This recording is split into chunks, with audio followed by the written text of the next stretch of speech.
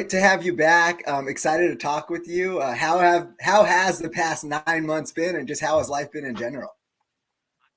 Like I've lived my entire life the past 9 months. It's been insane. So many ups and downs. Lots of running, lots of just uh, lots of everything. And I'm happy to be where I'm at and thankful for everything. So happy to be here talking to you. All is well. Yeah, that's awesome, man. Yeah, I know it's like you busted onto the scene like at that Black Canyons race, and that was awesome. And then it seemed like there was a layoff, obviously, because you had Rabdo, and like me, like I said, I'm a fan, so I was like, I wanted you to get back, but then you got back, and it seemed like so much happened in such a small span of time. I know that um, even from a coaching aspect, you had some changes there. Uh, could you just tell, like, just from the beginning, what that 9 month stretch of just getting back to, let's just talk from a training aspect. How was it, taking that transition where you're coming off a really big race, you got some pub with some of the who's who in the sport. And then you kind of had to get back on your feet just because of the layoff, because of the rhabdo. What did that training cycle look like? And what was the motivation to get you back going again? After Black Canyon, I got rhabdo, and I was in the hospital for almost 2 weeks. It was quite the experience, and I don't know if you know a lot about rhabdo, but I gained nearly 40 pounds of water weight in the hospital, and then lost 50 pounds by the time I got out of the hospital. So the 40 pounds of water weight plus the 10 pounds of like muscle that I had from sitting still for 2 weeks. So the comeback was insane. Like I my first run 2 weeks out of the hospital. I think I did like 15 minutes and it was like a walk jog, and my heart rate was so high and I was like a little dizzy. And so from there I knew I was like, all right, we're just completely rebuilding here. But Yeah. I had the confidence because I'm a believer in lifetime miles, and thankfully that has shown to be true. Because I was able to gain fitness reasonably quick. I did lots of double runs just so I wasn't running, you know, too long, just to make sure my kidneys were okay early on. Yeah. But I did that for just months, just built up the mileage, and then that all happened in February. And then by July, I think I was back in like the hundreds for miles per week. Um, did a little 40K tune up in August. Went well. Obviously was hydrated the whole time and nothing bad happened. So I was like, all right, I think we're making our way back. And then my big plan for a comeback race was the Grindstone Yeah. 100K, which I had talked about for months. And I think I was just a little too excited headed into it, a little too Yeah. competitive, and ultimately just ran too hard at the start, which was tough.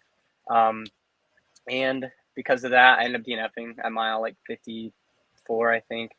And then after the DNF, I was still very determined, and I didn't do that much damage to my body, and so I was like, I gotta hop in another race.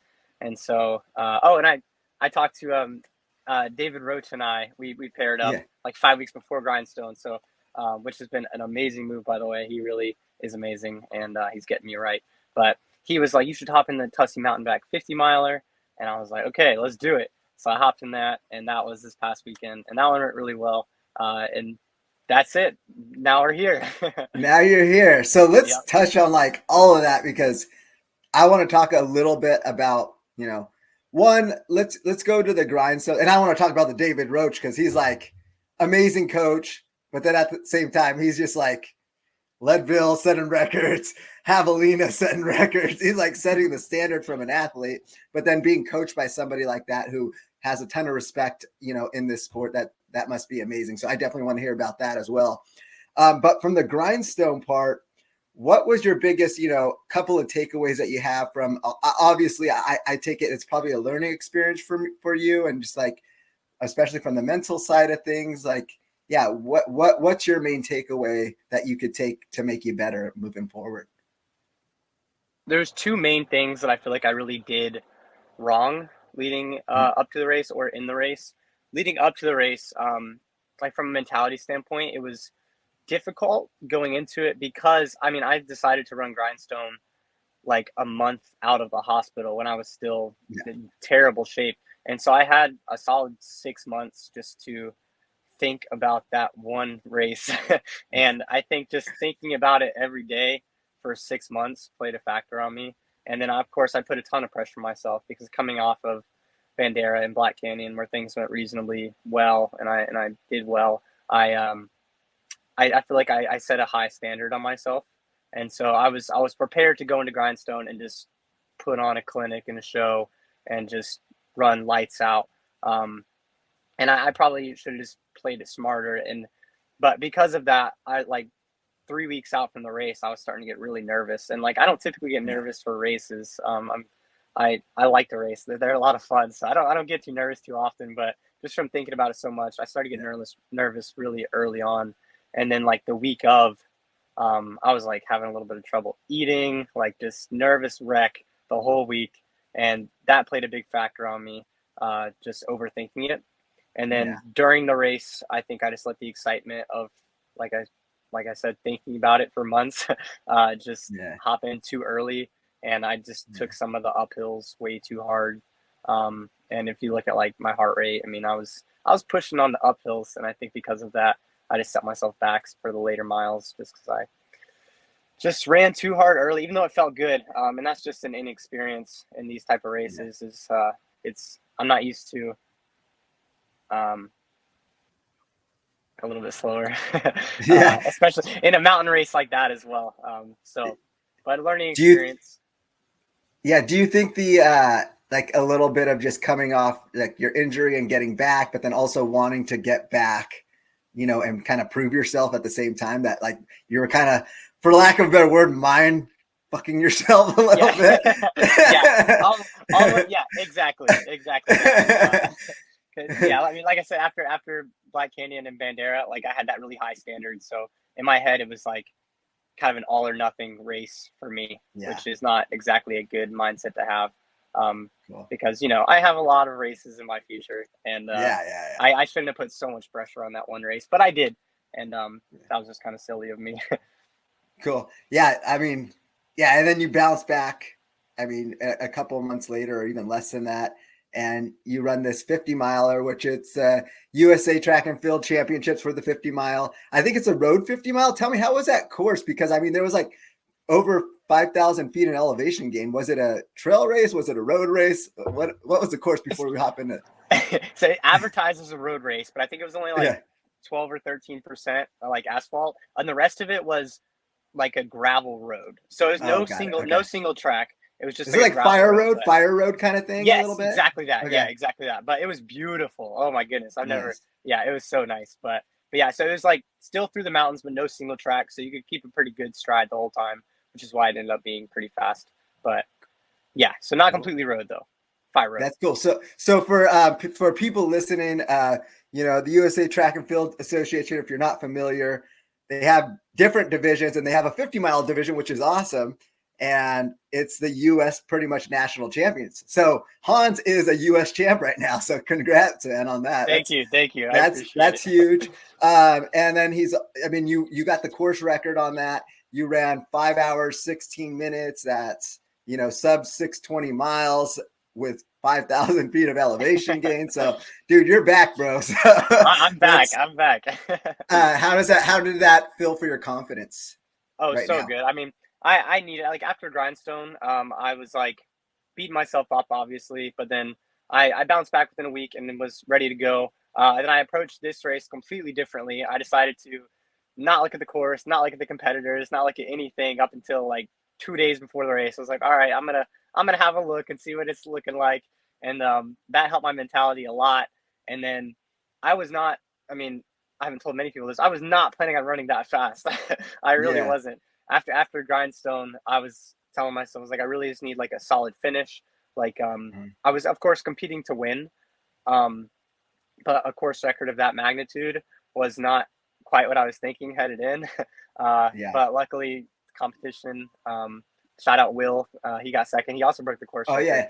but He's he uh set. he's from the Bay Area, so shout out to Oh him. yeah, I think yeah, so that's where I'm originally from, so I saw that. But I was rooting for you, man. appreciate it. But he set such an honest pace early, Yeah. and to my surprise, because I was checking my watch and I was like, we're really moving, but like it felt really smooth, and we just kept clicking, kept clicking. And before you know it, I was like, well, we got about 20 miles to go, and I still feel pretty good. And so I just kept cruising, and before you know it, half marathon to go, 10 miles to go, 8 miles, 5 miles, and I just never felt bad, and I just kept clicking, and it was amazing. But yeah, That's cool. So did you stay pretty consistent the whole race from an effort standpoint, do you think? from an effort standpoint, yes, yeah, the miles were obviously up and down with the downhills and the uphills, but Yeah. effort wise, yeah, it was surprisingly constant, like yeah, constant. Yeah, I see you're like a pretty high mileage guy. I know some people have different like outlooks on that. Some people focus more vert, some people focus more high mileage. Do you where do you see yourself in that scheme of things? And then now working with David Roach, how has he like gave you more perspective on different, you know, approaches and just outlooks on how you approach your training style? I mean, I think it's entirely dependent on the race you're training for. I mean, there's obviously the consistent just time on feet for every Yeah. training cycle, but like before Grindstone, David had me doing just say no to rhabdo weekends is what he calls them, where I would just go out and like it's not a very hilly area where I'm at, so I Yeah. had this one like half-mile hill where I just ran up and down it for 3 hours on Saturday and 3.5 hours on Sunday, and just pretty much just beat the crap out of your legs for a couple weekends in a row, just to prepare for a mountain race like that. And then after that training, like these past couple weeks leading up to the 50 miler, was more flat, just like Z2 type of training, just a little quicker Mhm. on the feet, knowing Yeah. that the race would be a little quicker. So it's all race dependent. Um, my volume has remained pretty consistent. It dropped a little bit once David and I partnered, nothing substantial by any means. But I think it's a little more targeted training sometimes instead of just easy running all the time. But yeah, Yeah, I find that interesting because like some people can just acclimate to the high mileage, like I would say you do. But then David, he kind of like knows his body and he's a little bit lower mileage than you. So it's just kind of it's interesting to see like there's actually trail athletes like that are running 100 milers that are running 60, 70 miles a week, but they're winning big races. So it's like I said, it's super interesting, but it's, again, it's what your body could acclimate to. So I think that's really interesting about the sport for sure. does a really good job of that. I mean, we've had obviously a few meetings and stuff, and it's like he's very like he works with me and my strengths. So then obviously he has different strengths, and I know that all of his different athletes have different strengths, and he's really good about being particular about everything.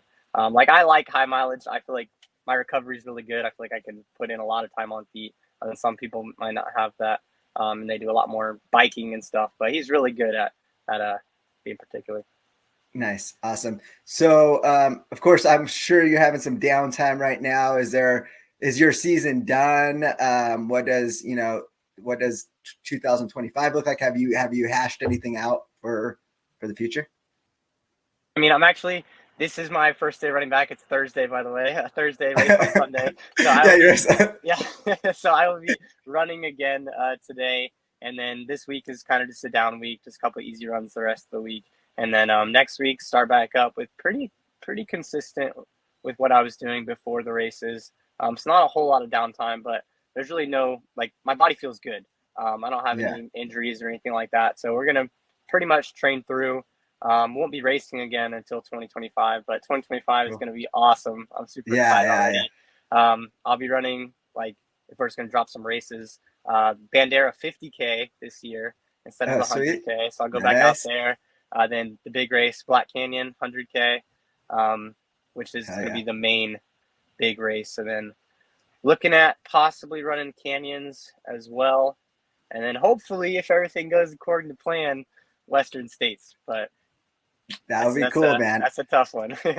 Yeah, that'll be fun. So I think Black Canyon's a golden ticket race, I think. Yep. It's Okay. one of the biggest ones. I think there's three Yeah. on the Yeah, and then guys' Canyons website. Canyons is one if you run the 100K. So Yep, yeah, yep. dude, that's gonna be fun to watch. Yeah, I'll be running the 100K at Canyon. So you know, shooting for not a golden ticket, but shooting for a solid time. So we'll see what happens. So yeah, but I'll be at Western States. My plan is to go camp out there and just camp along the route for a few days and hopefully you're out there. David will be out there. Hopefully Walmsley's out there. I think it's going to be an epic Western States in 2025. No doubt. So, dude, I would love to have you in the field, dude. That'd be amazing. Cool. So dude, we'll keep it short and sweet this time. I appreciate you. I appreciate that you took the time to give us a quick update on the Vamos rundown. And yeah, man, we'll be rooting for you on now and 2025. Let's get it. Get it. Thank you so much for having me.